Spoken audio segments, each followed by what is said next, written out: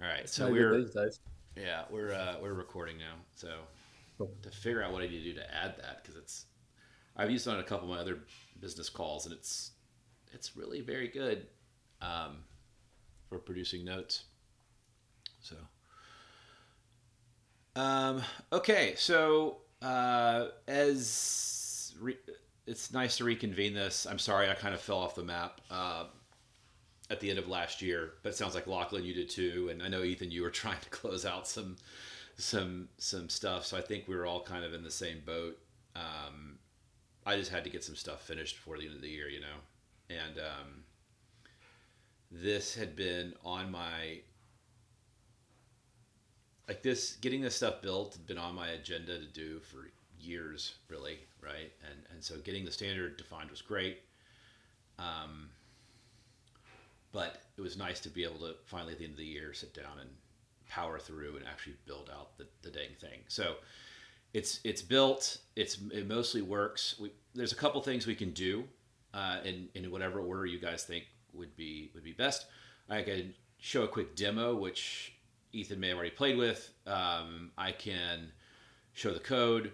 I can show. I did make a few changes, and there may be one more I need to change. But I did make a few changes to our final draft, which probably wasn't the right thing to do. But we can go back through the change log, and I can talk about each change that I made and why I made it after having finally implemented it. And we can always roll back to where it was when we approved it. But I think they're important things, and we either need to do those or some kind of alternative. So, um, and then I guess we can talk about like where we want to go from here, because now that I've got it and it works, there's like all the other add-ons that we kicked down the road are like, oh yeah, I want this, I want that. Somebody already asked if we can add payments to it somehow, and so I'd love to start talking about those as well.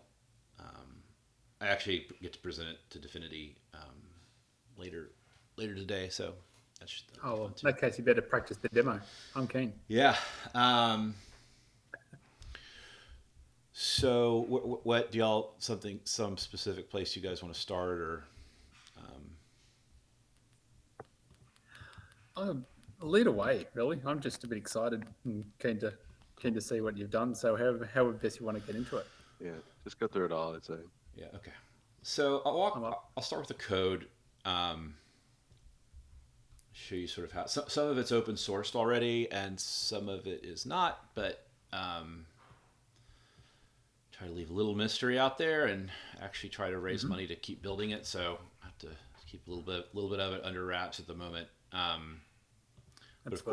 course, working group folks, I'm happy to share. A Uh, peek. so um, I really did sort of stick to the four domain groups. So I built an orchestrator component, which I really tried to, with each of these, I tried to build a Motoko component. And anytime there was something that I wanted to customize for building an actual platform, I tried to make that an extensible piece either through an environment variable that you could pass in, or you know, through state or something. Basically, try to make it so that eventually you'll be able to take these components. Anybody will be able to take these components and go build their own ICRC72 compatible service that has nothing to do with the utility bus that Pan Industrial kind of wants to do, right? So the orchestrator is like the master canister that does all the keeps track of who the subscribers are, who the publishers are, notifies broadcasters, things like that. The broadcaster component is, of course, the one that your publisher talks to and that decides who all it needs to distribute the messages to. Publisher is a component. Um, the publisher has to have a subscriber component because it subscribes to the broadcaster ready events. So it requires two components, but hopefully it's very easy to set up. And if you want to start publishing events, it's pretty straightforward. And then the subscriber component doesn't have any dependencies; it can just subscribe. So When you start up the subscriber component, you can put that in your deal, and all you have to do is set the orchestrator canister that you want to listen to and subscribe on, and then you can call dot subscribe, and it goes from there. I use a timer tool. I have some stubs for ICRC75 in there, but ignore that for now. Can I just ask Sure. on the subscriber, that's always hooked into or subscribed to a single orchestrator, so it's always I've got one thing to listen to. That's a good point. Currently, yes. Yeah, but currently that's the architecture. But Yeah. it's But that's a good point. We probably want to set up a way for it to listen to multiple orchestrators. eventually, yeah, just curious. Cool. Yeah. May well, I'll pull that out of the notes. I'll take time to do it now. But No. Yeah. Keep going. I guess same with the publisher, right? So I guess what you could do, it's not difficult to add multiple subscribers, right? And you can even hand the same handler function to the different subscribers. So I guess theoretically you can do that now. You just would be instantiating multiple classes. Yeah. I have this MV event. So if you really, and this is open source, if you really want to see all the stuff that's going on and what is and isn't tested, some of it embarrassingly so, you can go in here and there should be a good bit of code for most of the stuff. There's a ton of tests in here for setting up and then actually testing that you can register a synchronous listener and asynchronous listener and that they actually work and that you can confirm notifications. So I tried to build a very robust test suite. Obviously not every little feature is tested, but the core functionality is mostly tested, and then there is an integration test that is pretty long, and it actually fires up all four individual items, and then has a bunch of subscription instantiates a bunch of subscribers, and then produces a bunch of these counter events with different data nodes and adds them up. So there's different filters and all that. So you have this sort of one integration test that at least quote unquote proves that the thing works. Are you sharing your screen or trying to? When you see the recording, you are going to love what you see. I apologize, guys. It's fine. I had to listen and understand sometimes before I speak. All right, can y'all see that? Yep. Okay. Yep. Okay, better. So, all right. So I'll walk back through that again. All right. So we have each individual project. Currently open sourced is a subscriber component, this MV event component, and the whitelister demo application component. Right. So we have these four as the main components. This is the test. I just put all the tests in one project. I don't know if that was the best idea, but for now it works. And then we have these. This isn't public, but it holds our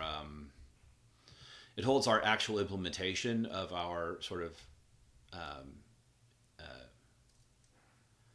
I haven't decided how to pronounce it yet. Either ICaiBus or ICaiBus. I don't know. Anyway, our ICaiBus orchestrator, the watcher. This watcher watches the ICP ledger broadcaster. That's all here and still closed source. But the whitelister and the subscriber, I have two that I wrote. One is this whitelister that uses ICRC75 to create watch transactions and create a list of people who've sent money to a particular place, and then a splitter which listens to its own address, and whenever a payment comes in, it splits the money amongst that list in the whitelister. So that's a demo we built. So from there, this MV event also has an implementation of. It's got this mock canister that's used to help with testing. There's also this. It's just called canister, and canister.mo is a single canister event system. So if you don't need like multi-subnet, you don't need all of that. You can use canister.mo shows you how to set up one canister that's everything. Like it's a publisher, it's a broadcaster, and an orchestrator.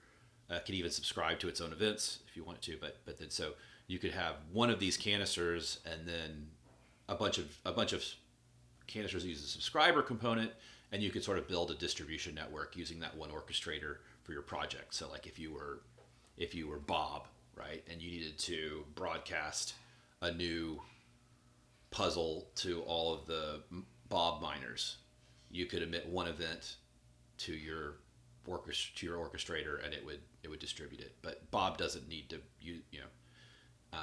it may not want to broadcast on an event wide, internet computer wide. It may only want to broadcast to its canisters and only have its canisters subscribing. So that's in there as well. Now, this probably won't compile. This MV event probably won't compile because these other things are not open source yet, but you can at least look at it and see where we're going.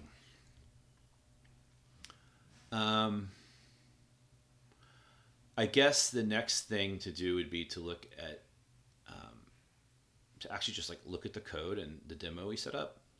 So the first thing I did was a whitelister, and I'm going to walk through this code from top to bottom.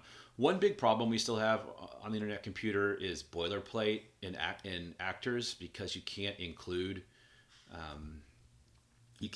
a class of default public functions and then override them if you want, which would make this this file about 90% shorter if I could do that. But instead I have to instantiate every single public function. So if you see a bunch of stuff that looks like boilerplate, that's why. So pretty straightforward. Actor, you pass in some, you can pass in stuff. You can also pass in null, and this should, that's not true. You have to pass in an orchestrator. But other than that, these other things can be null. We got all of our types.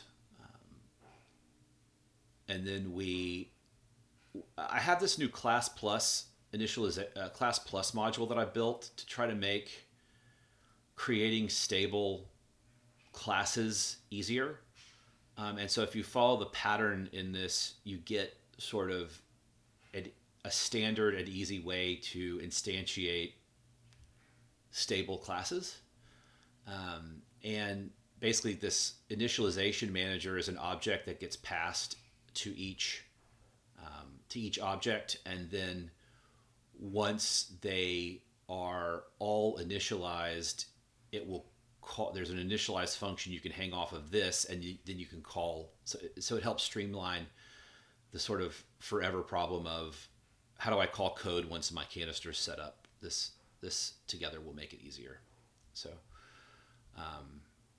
we look at our initialization args, and then the way class plus works is you do something like this, where you set up your stable variable that's like this is your storage, and then you pass the storage to your object. So instantiating each object with class plus, you write an initialization function. So instead of saying new whatever, you have this initialization function, and it returns the class.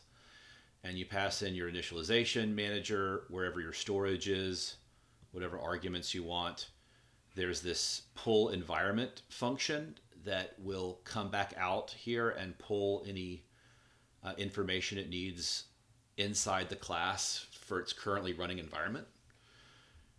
What to do when it's ready to be initialized, and then what to do when storage changes. So if you have a major event inside your class, like you want to blow away your memory and reconstitute it, it'll call this function, and that will let you reset reset your stable variable. So this line of code used to be like 45 lines, and now we've gotten it down to like this thing gets it down to like 15, which is a lot better. Still not perfect, but much better. So that's our timer tool. Well, let me look at that. Here is our initializing our subscriber here. And we are going to do a couple things. We call this add record, whatever an ICRC32. The component will eventually have the ICRC3 events that it'll pass up. So you don't have to have an ICRC3 log, but if you want, this is where you would plug in your ICRC3 log add record function so that you can add things to a quote unquote blockchain. You set your orchestrator principal, your timer tool, which keeps track of events and survives upgrades and things like that, so you can do timers. Like I said, I tried to allow overrides in all of these things so that, like, if you have an event tool where event order is not important, then you're fine. If event order is important and you want to make sure that your subscriber is getting items in order, you can override this handle event order and make sure that you didn't miss anything. And if you did miss something, then you can handle it and figure out how you want to mitigate that. Handle notification price. This is a function that will get passed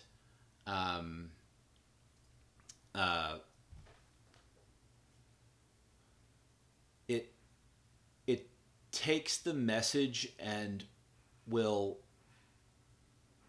decide how many cycles it wants to send back to the confirmation. So by default, the confirmations go back with no cycles attached to them. So again, if it's your orchestrator, your private event system, ICRC72 event system, you don't care about cycles. You own all the canisters, whatever. But if you want to, then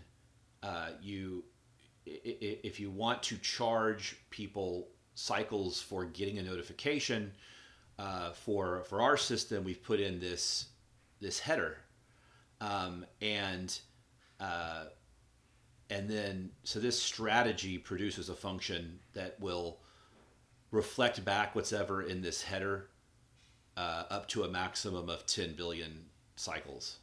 So I tried to make it somewhat safe so that if we do get hacked, the drain is somewhat sustained and people can't just take trillions and trillions of cycles from the canister by sending this message in. You get this function gets called whenever a new subscription is ready. It has a signature that you can use.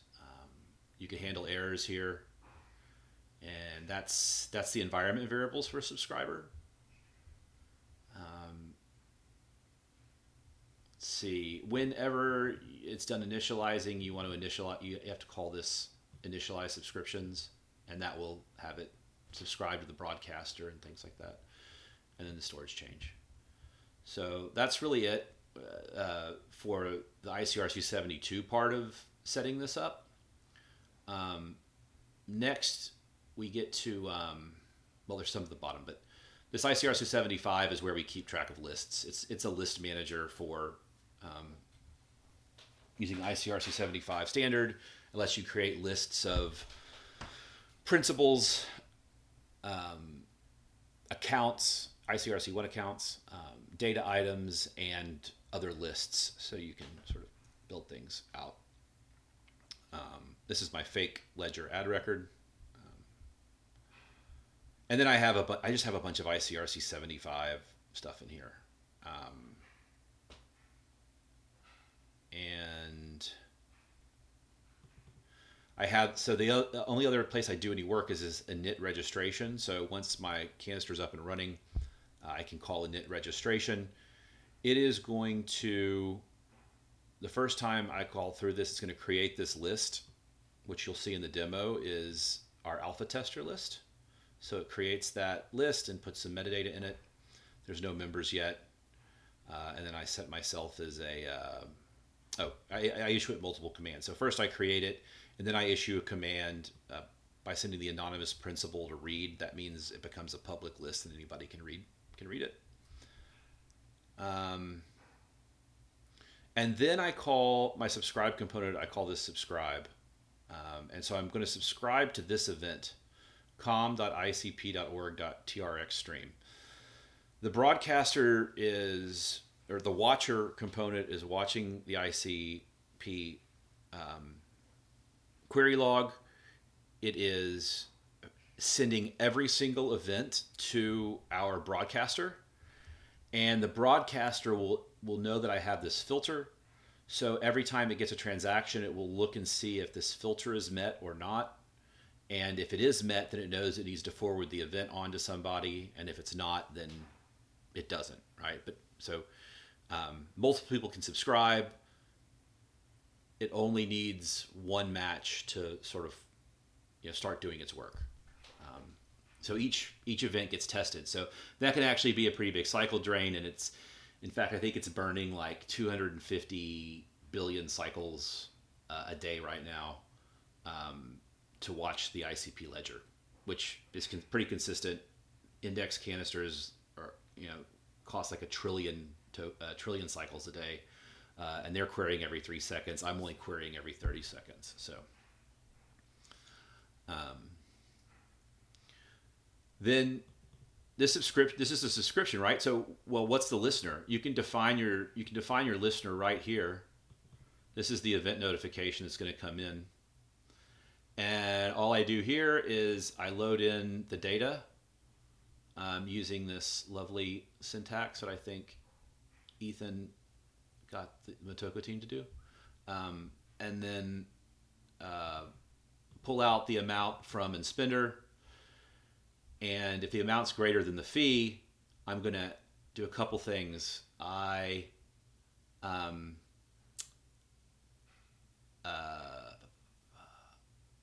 look and see if I already have a list or not. If that list is already there, then I will. If it's not there, I create a new list, and so every subscriber gets a list. Or every alpha tester gets a list where we can track their transactions. So if they want to top up and add more tokens later to their alpha value, then they can do that, and we'll add a new line that just holds that particular donation, and then we also add them to the we add this account that they sent their money from to the alpha list, and then we add the individual transaction to their individual membership list that has things like amount, timestamp, spender, and transaction ID, and that's really it. The rest of it's just boilerplate, and what you end up with is something like this.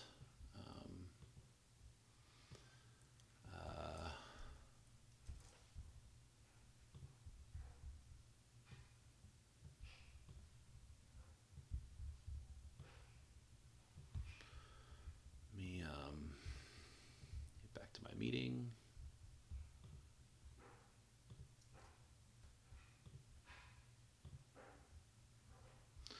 So we have this list manager now, and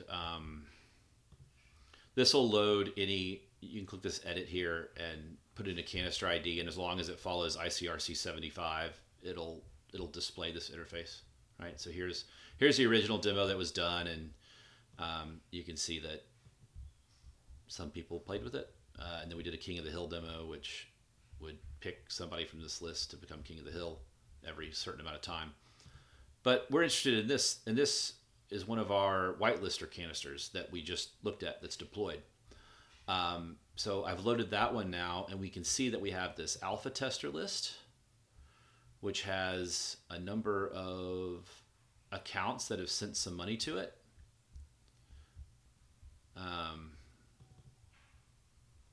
That's, oh, those are different addresses. Okay. And then we can also see that for each one of those, there's another list here where I can see that that person sent. Oh, that's a big one. They sent a good bit of ICP. So you can imagine using this for any number of purposes. Here we're just keeping track of an alpha tester list, and we'll probably use it in the future to reward those people, reward these accounts that sent us ICP and helped us test the platform out in some way. No promises, but that's the idea.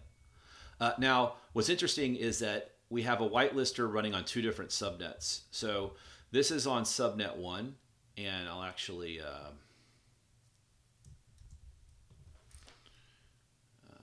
let's see. I think I need to change what y'all are seeing.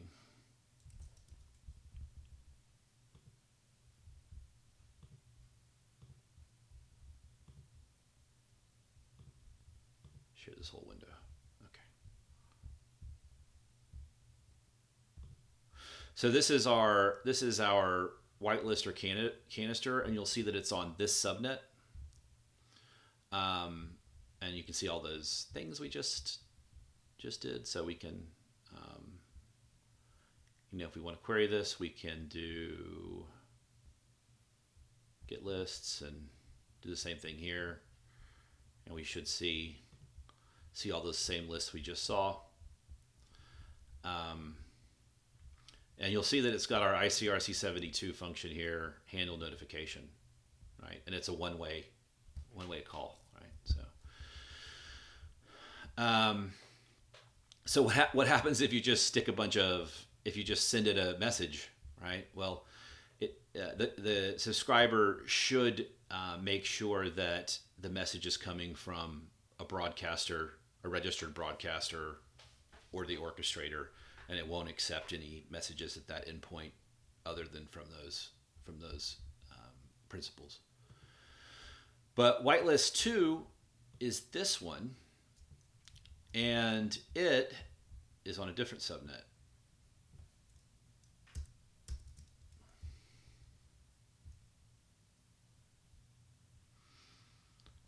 It's on this 4Z bus subnet.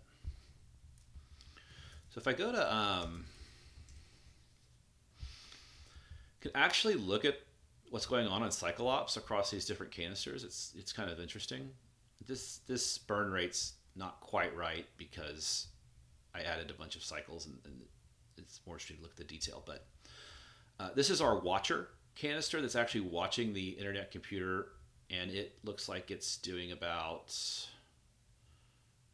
or maybe it is doing 920 billion a day. I'm not sure, but you can see that it's not exactly cheap to run one of these things that watches the ICP canister specifically.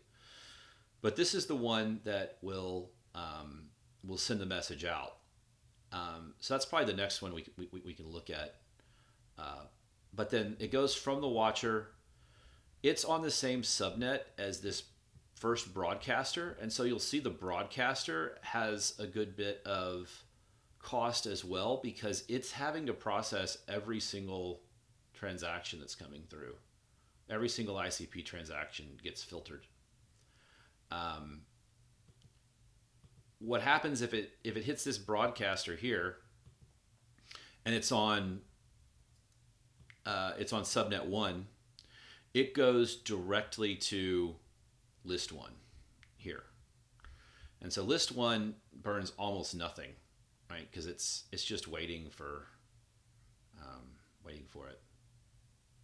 something. Here it burned a good bit because it was this was the OVS. So the subscriber component does have an OVS in it, which will send because it uses a timer tool, and then it's like $2, so it's $2 a month unless you do the override and turn it off. But it sends $2 a month to developers for building the components underneath, which is an interesting thing. But you can turn that off if you don't want to do that. Uh, well, this is list demo 2. Sorry, broadcaster 2. If it needs to go to the second subnet, broadcaster 1 relays it to broadcaster 2, and you'll see that this one doesn't have nearly as much burn because it's only getting a few messages. Every time somebody does an intentional message, it'll get one because it's not on the ICP watcher subnet, so it doesn't have to get everything. Does that make sense? I'll stop there before we go look at the watcher. Does anybody have any questions on that so far?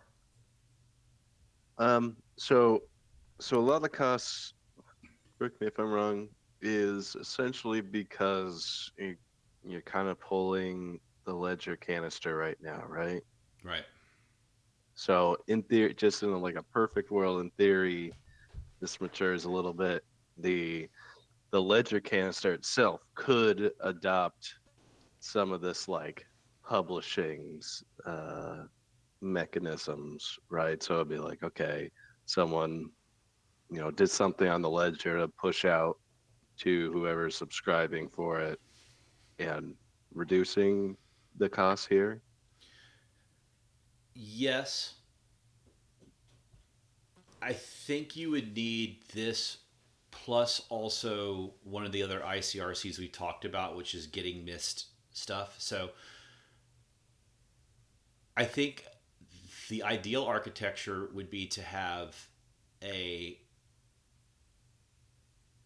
because right now an ICP and an SNS ledger host the head of the blockchain. So they host like the latest 1,000 to 2,000 transactions, and then everything else gets offloaded to archive canisters. And then they also add an index canister that is constantly querying. And if you look at the SNSs, they're burning like 1 trillion cycles a day, which is annoying, right? Because there's some of those SNSs have almost no transaction volume whatsoever. Unfortunately, but they don't. And so there's no reason for them to be spending 1 trillion a day to query every 3 seconds to keep their index up to date. What would be ideal is if those ledgers, you could actually move the archive off as well so that no ledger had to keep their own data, and they could just, each transaction could be published. And the archive could listen and the index could listen. Right? And if they ever have to be upgraded and stopped, you'd need to build in the recovery logic for them to ask for those transactions back. So maybe instead of having to push those 2,000 transactions to the archive, you do keep a local copy of those transactions in the history until the archive canister confirms that it has them. Right, and then your ICRC 78 or whatever we've decided it's going to be to get missed transactions. If the index canister goes offline, when it comes back up, it can use that to say, "Hey, will you please rebroadcast block 8 million to 8,100,000 to me because I missed them," and then it'll take care of rebroadcasting those messages so it can process them in the proper order. And yes, now,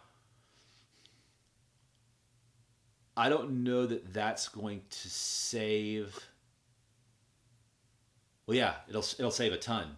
It won't save a ton for ICP because my guess is that the number of ICP transactions per block is pretty high, but it's probably not 1 yet even. But it's probably pretty close to 1.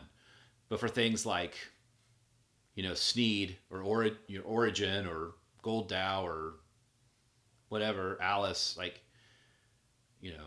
some of those ledgers only have like 20,000 transactions and they've been up for a year, and they've been spending 1 trillion cycles every day just for the hell of it. And your ledger would only have to send out the notification when there was a transaction. Those canisters would only get activated whenever there was a transaction.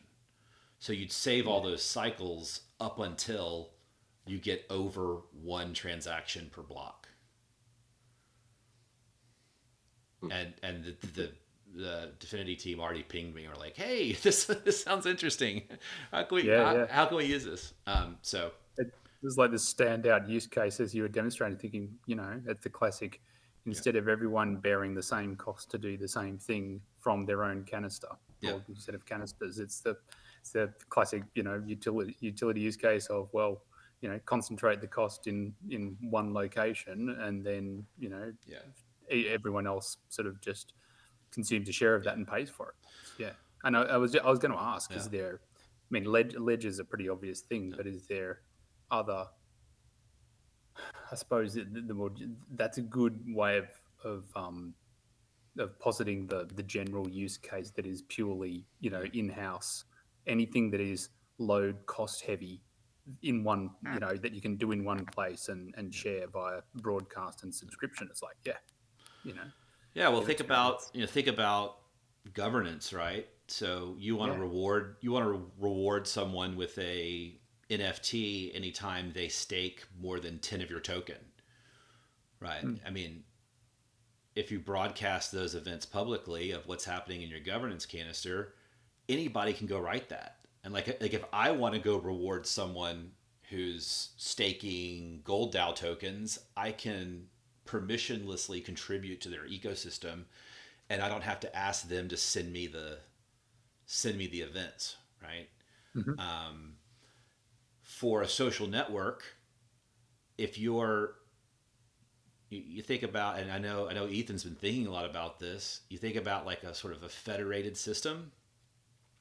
Well, if I post from my namespace, basically any of my friends who are interested in me can just subscribe, right? And now we don't have to have, if I have 1,000 friends, we don't have to have 1,000 friends constantly querying me, asking me for my posts.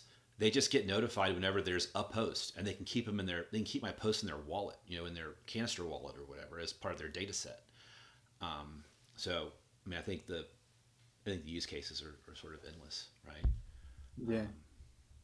And then you look at you look at the cost. So it's actually not that bad, right? So say it's $1 trillion a day to scan ICP. Well, if we go back over here and let's see, do you guys see my code again? I don't think you do. Um, No, yeah. I need to switch.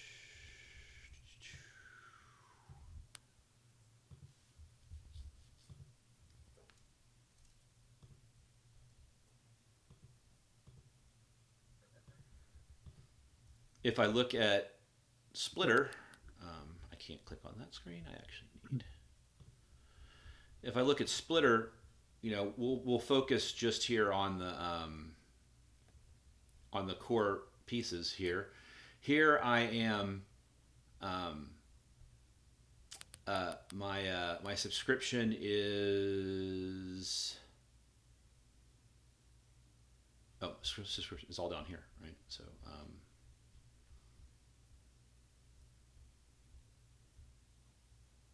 I'm subscribing to the same namespace, but my two is this account. So what's this account? Well, this account is the base encoding of the account identifier of my canisters deal. So I know that if somebody's sitting money here, I control it, right? Right. If the transaction's coming here.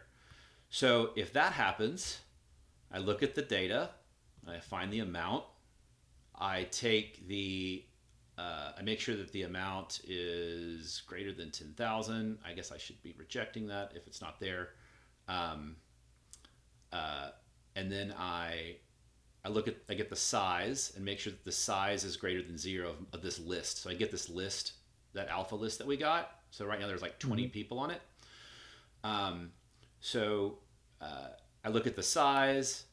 I calculate how much my fee is going to be and make sure there's more than the cumulative fee. And then I figure out what the splitted amount is. I take the total amount minus the total fees and divide that by the number. And then I just loop through each of those and I send them a piece of ICP. Send them back Right. the excess shared. Right. So No. if I go to, um, So with it doing it, so if someone's generous, you take your fee and then you split the remainder among everybody. Yeah. So let me.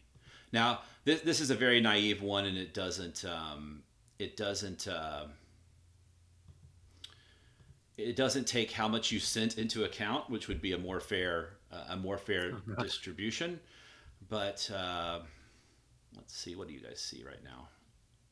See this? Back on your cycle ops. So let me do, what's that address?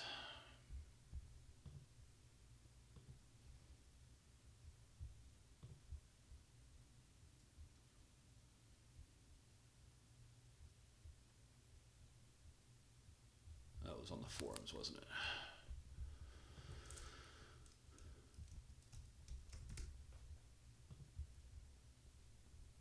So if I grab this address here, you can see where I've done this in the past. I sent, oh, it looks like somebody else did it too. Somebody's really playing with it. So somebody sent in, how do I tell if it went in or out? Okay. So somebody sent in 0.009 ICP, and then we sent out these transactions following it. So at that point, there were 1, 2, 3, 4, 19 of these. So if I try that again, well, I'm gonna go up here to plug.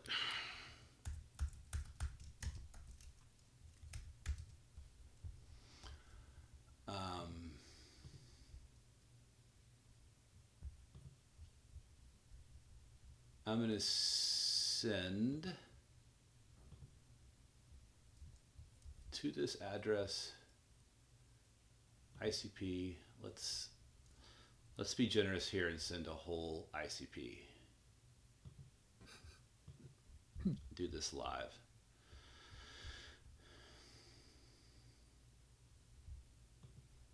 I have some dust left over from my experience, but you'll see it just went up right here. So here's my on the first page here. No, on the first page. So here's my transaction. I just sent this in. It should within the next 30 seconds notify broadcaster 1 of that, and then it should forward it on to my splitter component, and we should start to see, right now it processes them all sequentially, but we should see that split amongst the members of this list. So you see all this list here. Yep.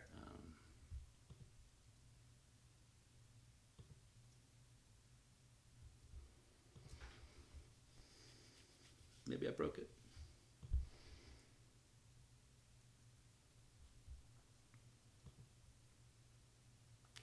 You'll have to let me know if you're too much ICP at once. Oh, there we go. Okay, so we have the first one, and they should all start appearing here pretty quickly. I don't know how fresh the deal is, but there we go. So if you're on the list, you should start to get, so if we take that and do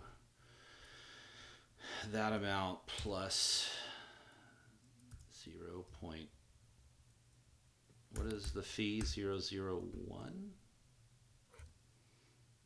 and then we do 1 divided by that.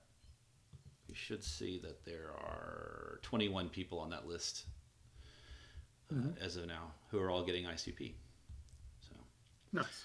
Now, what you don't want to do is you don't want to put this. You want to put this address on the list, because it will just keep. It'll start an infinite loop, and it'll burn it all as fees. So until sending ever smaller amounts of ICP to everyone. So I thought about that. I was like, can I do that? And I was like, well, no, this is a canister, so my canister is probably not going to send the funds to put itself on the list. So I'm looking in my plug wallet, and I've made more money That's than I've right. spent. So I think everybody Yeah. mostly has. So y'all make sure and tweet that. Maybe we'll get a maybe we can cause a viral loop here, and um, uh, instead of rugging everybody, we can just stop. We can stop when it hits a decent amount, and I can actually keep building the thing. Um, The ICaiBus moneymaker. fun to Comes, myself to build. there's a there's an automated Ponzi scheme in here somewhere. I can see it. There's yeah, um, probably so. Okay, back That's to nice. back to code. Let's see. I keep losing my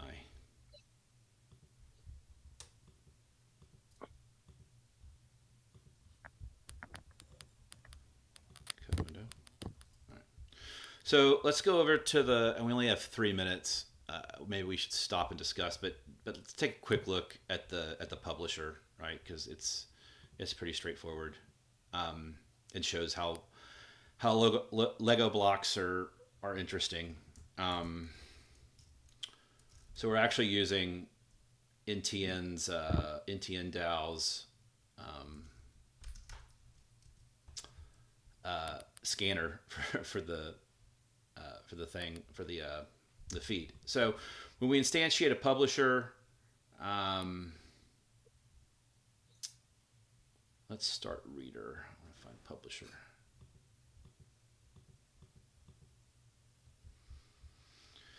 So the publisher, you can again, we have some events here. We're not really using a whole bunch of those. We are using this on publish ready, and so when we use on publish ready, uh, we um, we want to start our stream once the publisher is ready to publish.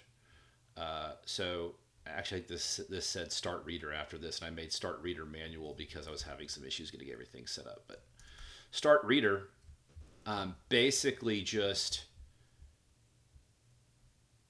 uh,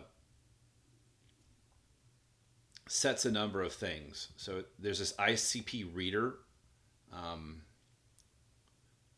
component that Neutronite DAO built that takes some objects, a ledger ID, and what block to start from. And then what to do on read is what to do whenever you get a transaction. So this gets called for every transaction that comes through. I'm only paying attention to transfer transactions. And I pull the information out, and then I build this ICRC16 class that we talked about, which has to, from, amount, fee, created time, all of that. And then I add the output stream, and I have this handle publish, which I think is on a timer. So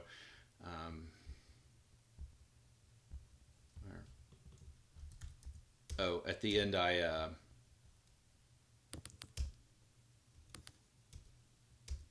some point I set a timer for handle publish. So this gets called every 30 seconds or so, and it pulls that stream out, and it goes through, and this is just it. This is it, right? So I just publish an individual event for each item in the stream.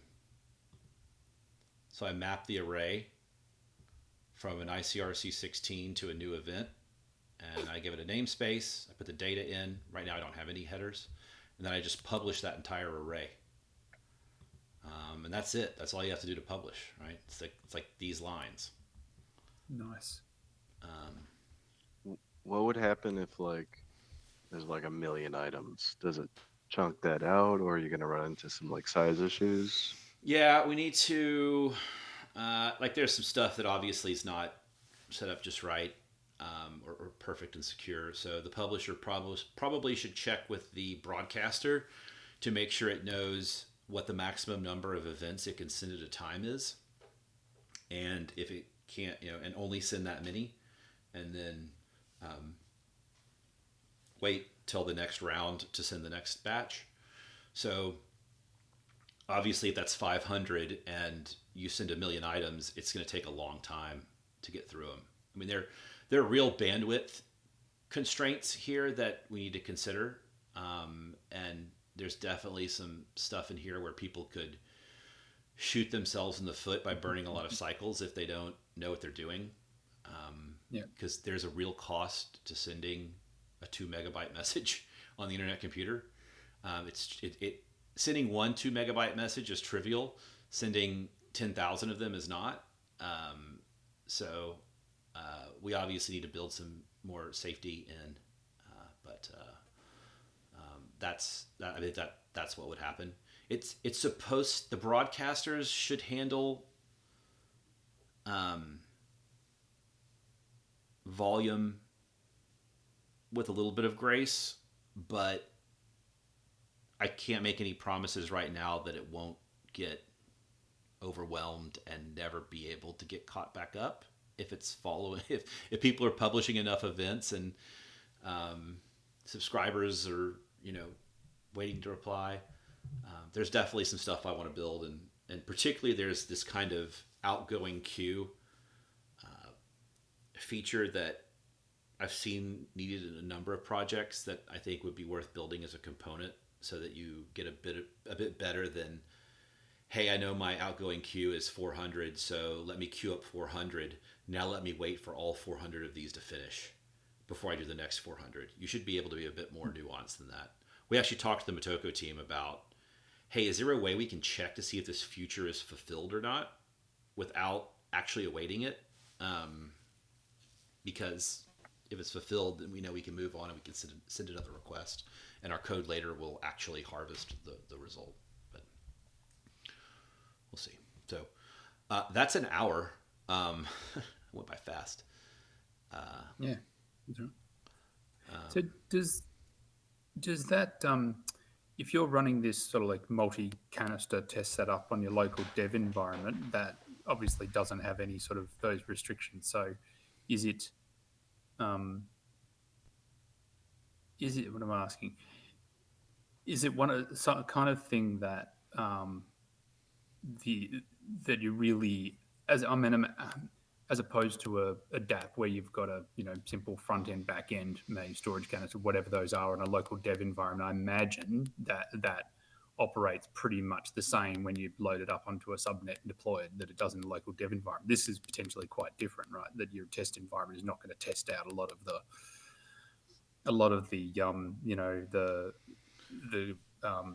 the behaviors that you're going to get when loaded up onto mainnet. Is that fair to say? I mean, this one's tough because what sort of warnings need to come with this in terms of right. Test it locally and you're going to find, but Well, this one's tough because DFX, the native DFX replica, everything runs on one subnet. You either get to pick if it's an application or a system or whatever. PickJS is better. It lets you simulate subnets. So that PickJS test that I showed you, that integration test, it actually creates 3 different subnets and distributes stuff across and should theoretically be testing that. I don't know if PickJS does things like limiting you to 500 outgoing messages or not. I don't know if I don't know if you can do that kind of load testing on PickJS or not. I need to try it. I need to try to break it, but the goal was at this point was just sort of making sure that everything worked. But that at least allows you to do some cross subnet testing, which is the kind of architecture that you're going to be deploying this for, especially, if you're testing, it might be other people running the subscribers and publishers, but, you're expecting your orchestrator to be communicating with subscribers and publishers on different subnets, kind of the point, right? So, so at least you can simulate that, even if it's not ideal, not perfect. Yeah, bootstrapping the system was, I probably spent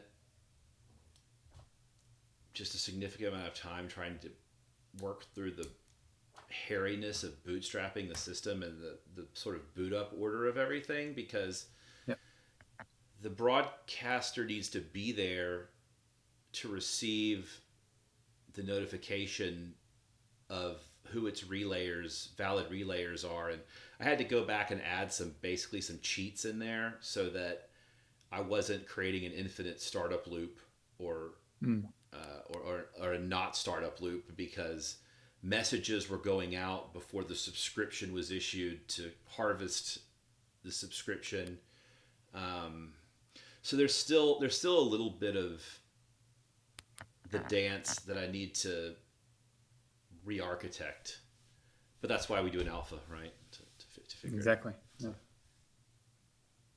What a, what about things like uh, looking forward with upgrading the orchestrator canister?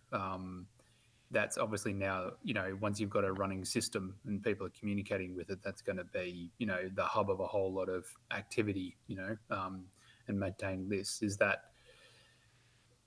Is it going to be, uh, um, I mean, obviously the subscribers and publishers are basically just going to sit there sort of waiting to, send something and not being able to send, or listening and not receiving anything. But have you thought about what that looks like in production, doing the sort of orchestrated canister upgrades? Is it a simple, straightforward thing, or is there potential complexities? Uh, I don't think it's straightforward, but I don't think it's a hard problem to solve. The nice thing about broadcasters is that, and we didn't look at it, but you could you could be assigned. Hey, I don't know what just made fireworks go off. Um, but You're about to say something great. the the you can be assigned multiple broadcasters, and then you alternate your sins, actually. So, or multiple broadcasters. Now, if you're on the same subnet, that doesn't increase your bandwidth, but what it does do is make it so you can add one, you can add another broadcaster, hook it, wire it up to everybody, let it start, then shut your other one down and have it alert everybody that it's down. So now you're going to the other broadcaster. You can upgrade the first one, have it turn itself back on, and then turn off the other one, right? So you can No. you'd probably want to do a little dance like that. Now, if you were breaking the protocol somehow, that would be a more complicated dance, because then you'd want to upgrade you wouldn't want to turn it back over to the other one until the publisher had been upgraded also. Um, and because you're not going to have control of all these publishers or all these subscribers, like they're not going to be yours. That is going to be hard, right? Like, so you need to version controlling endpoints and all of that's probably something that you need to look at. Yeah. Is it worth considering something like, as part of that, given the, say, an orchestrator sitting in the middle of all that, whether there's an idea that basically sending a pause message to everything connected to the orchestrator, because basically it's going to go away for a short while. So it's like, um, I don't know, in terms of messaging and sort of advising.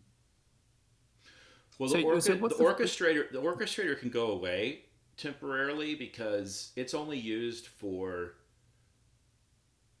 announcing that you're going to be a publisher and announcing that you're going to be a subscriber.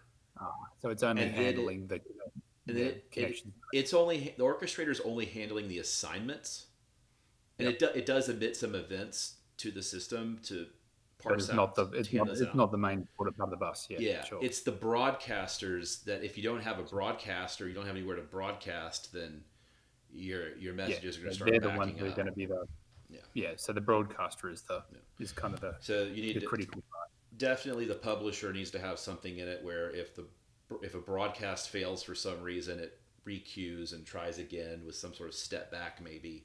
Yeah. We'll need to add that code into the publisher component for sure.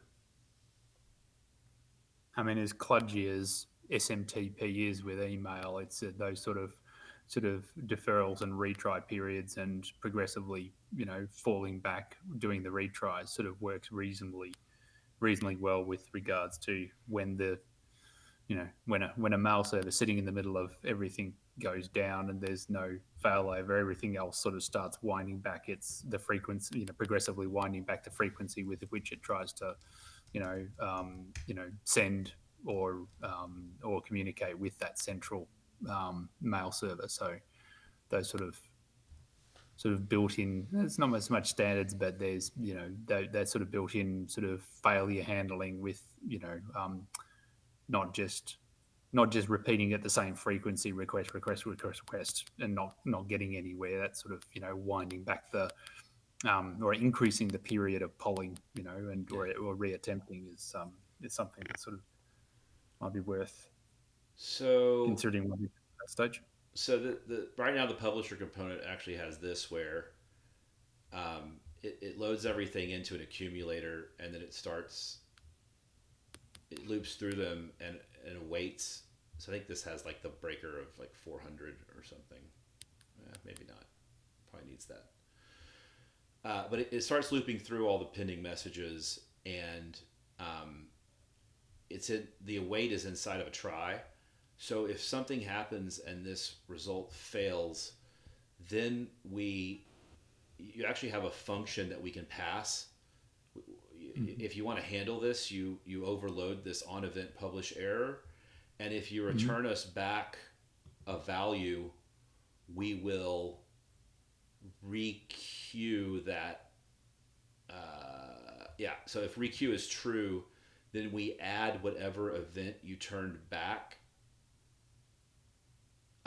We just had the same item. We add the same item back in. So yeah, sure. So because if you return false, then we assume you're going to either republish it or do some. Maybe you need to publish something different now. So there's actually something in there to handle that right now already. Yep. Cool. All right. Well, we've gone over. I think we'll probably still only meet every 2 weeks at this point, if that's okay. I usurped all of this to show code. No, that's good. But I think it was good to show it, and I'm actually going to publish this one on YouTube. I think, if that's okay with you guys, the working group meeting. Next time we can get sort of back into the standard order of what do we want to look at and what do we want to do next. Obviously, and we haven't talked about this, but obviously, and I got to talk to Mike about what we're actually going to do here. We're in a new world here in the U.S. as it comes to tokens. So I don't know if we feel like we can issue a token now or not, or what we're going to do, but we want to launch this system, and obviously all the people who've contributed to the working group, we want to be part of that somehow, right? And we were keeping track of that on that little ledger, and I haven't done a great job of keeping that up, but we'll at least adhere to that somewhat, and maybe it'll attract more people to the group if they know that there's probably something that's going to happen down the road. But if we get this, in an ideal world, we would launch this as sort of like a network issued utility token that doesn't even need.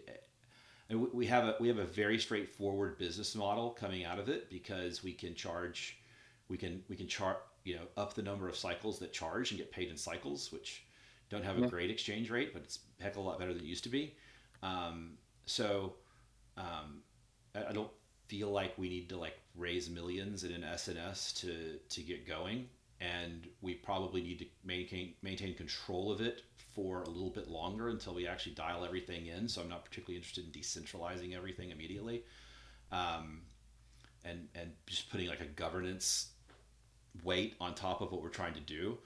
So some sort of system that issues the tokens to people using the system, also to the team and founders and contributors over time, and then eventually also some sort of bonding curve so that it does eventually become decentralized, right? That's what I'm thinking. But we can talk more about that and how much the working group wants to be involved with that next time, and sure, what to work on next.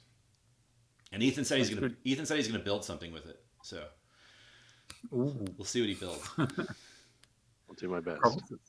It needs to whatever you do, Ethan, it needs to make it looks like it needs to make about $8 a day, so we can pay for all the cycles. Perfect. I'll tie it in with meme coins or something. Yeah, there's always money in that. Yeah, cool. always money in meme coins. All right, thanks everybody. Yeah. All right. No worries. Talk to y'all See soon. ya. Thanks very much. All right. Thanks, Bye. Ed. Thanks, Austin.